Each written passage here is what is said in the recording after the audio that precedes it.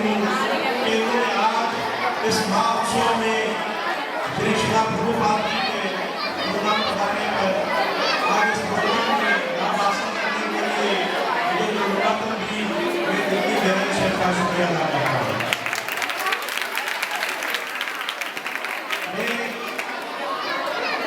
पंडित या कोई ज्ञानवान तो हूँ नहीं, वो अपनी धार्मिक स्पीच को या धार्मिक बातें करो, मैं पॉलिटिकल ऐसा करता हूँ, मगर मुझे इतना जरूर पता है कि बचपन में अपने जीवन से जब श्रीमद् भगवद गीता मेरे हाथ में मैं उठाता हूँ तो श्री प्रभुपाद जी की मूर्त को देखकर साक्षात श्री कृष्ण भगवान का रूप मुझे नजर आता है।